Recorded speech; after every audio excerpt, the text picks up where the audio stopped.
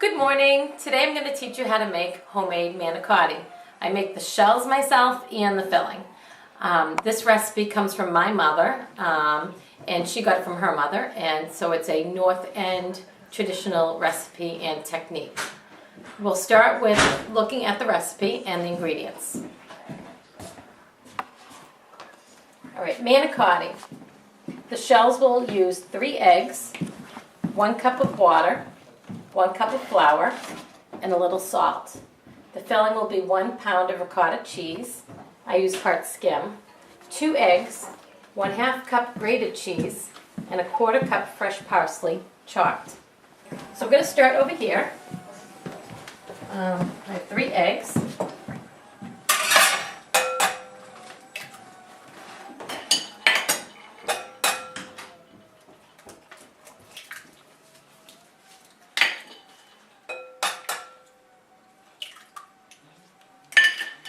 Just beat them a little.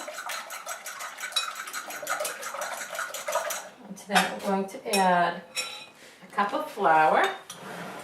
I like to use the sweep method where you pile it loosely in your cup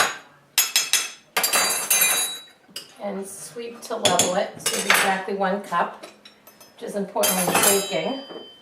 A little salt, I use very little, and a cup of water.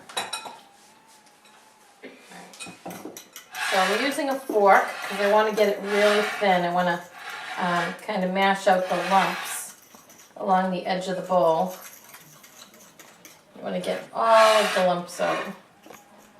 So you want to mix it well, and it'll be very, very thin. So this might take a couple minutes to work the lumps out, but it's really important because they're so thin you can't really have any lumps in it. So just keep stirring and working out the lumps. Alright. So this recipe can be made the day before you plan to cook them. I'm going to cook, and we're going to have these tomorrow, and I'm making them today. So I will wrap them in plastic wrap really tight and refrigerate them overnight. The shells, not filled. And you can also make the filling the day before also. I like to do that like the night before. Refrigerate that separately. Any last little lumps I'll just kind of smash out against the edge of my bowl. It's like a really thin pancake mix. Or if you've ever made crepes, it's like making crepes. Right, so I think I have all my lumps out. I want to preheat my oven. I'll just start it on high and then turn it down to medium just to get that pan warmed up. Preheat the pan, not the oven. Alright, so that's really thin. Looks like all the lumps are out. I'm going to grab a little butter. Hang on, stay there.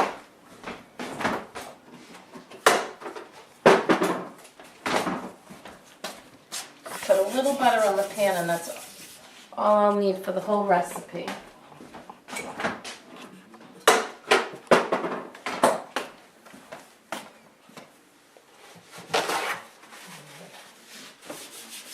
Just lightly coated. Alright, so I use a simple tablespoon, and I like to keep mixing this so it doesn't settle.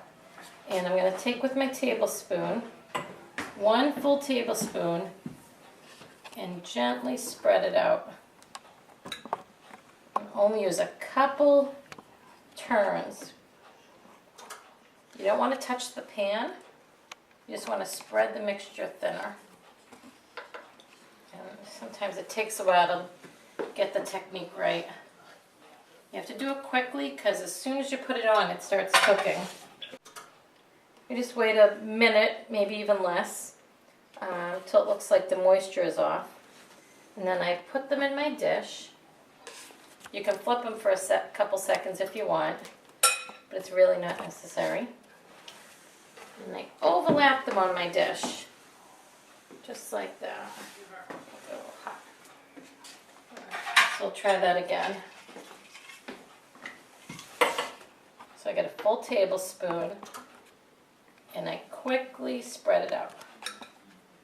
A full tablespoon, couple strokes, spread it thin.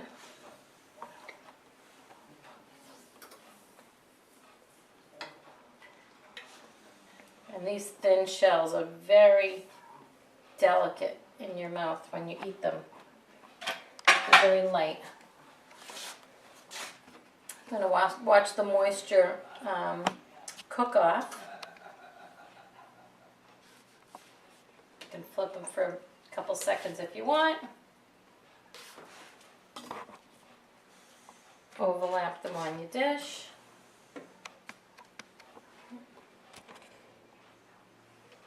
Or not flip them, like these. And continue. So my stove's on 5.5. Seems good. You don't want to touch them too much, and as you keep trying, you get better and better at making them big enough and thin enough. Sometimes I get a couple little holes in them, and that's okay, or I try to fill it in quickly, but you'll find if you try to fix it up too much, it just gets worse. So sometimes it's best to just move on to the next one. Waiting for it to cook a little. You don't want it to get brown. And as you can see, I'm almost halfway done already with my batter. Altogether, it may take a half hour. Probably even less, really. Okay, we'll work on that. And that's how I make manicotti. Now we can review the recipe. Shells are 3 eggs, 1 cup water, 1 cup flour, and a little salt. The filling is a pound of ricotta cheese, 2 eggs, a half cup grated cheese, and a 1/4 cup fresh parsley chopped.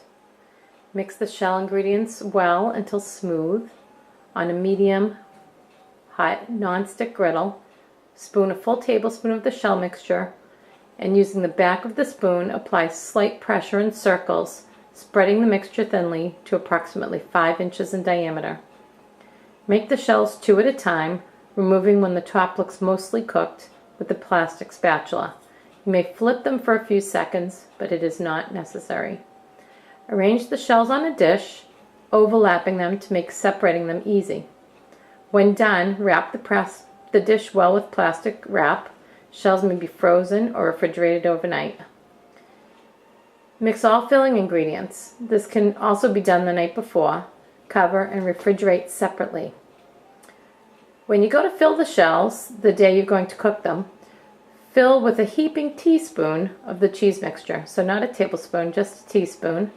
Spreading it across the diameter, kind of like a log, and wrapping the other 2 sides over it. So you can get near the edges. We'll get a video of that later. Place in a shallow pan that has been thinly coated with tomato sauce. Add sauce over all the manicotti and bake covered. You can put a little foil over it for 20 to 25 minutes at 350 degrees. Good morning. It's now another morning. Yesterday I made the manicotti shells, and here they are on this plate. And what I'm going to do today is show you how to stuff them.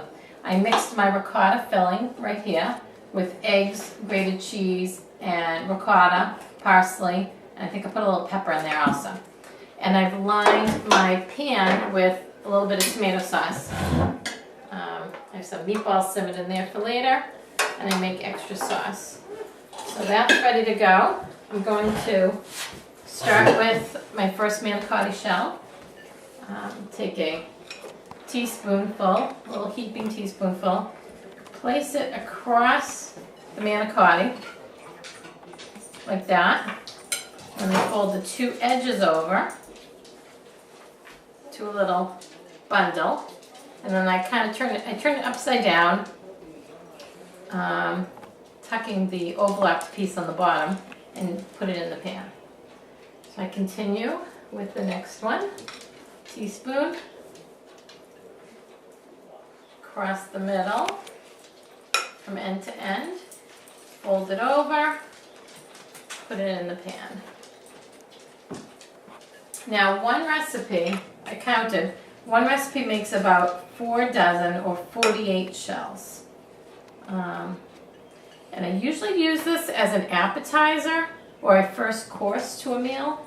So everyone gets 3 or 4, and then we have the main course. So if you want to count how many people you're having and plan for 4 for everyone, that's a nice number if you're going to have it as a first course. Okay, so I'm flipping it over, turning it upside down, and that's how I make manicotti. When the pan is full, I'll make sure I'll push them together, squish a couple more in, align the whole pan, and then I'll top them with extra sauce. Maybe shake a little grated cheese on them. Sometimes I put down a piece of wax paper and then foil, so the foil's not directly on the tomato sauce. Put them in the oven. I will fill these, cover them up, put them in my refrigerator, and when company comes half hour before I'm seated, I will put them in the oven, take them out, and serve them immediately. So these are going to go in the refrigerator for 2 hours. Bye, enjoy.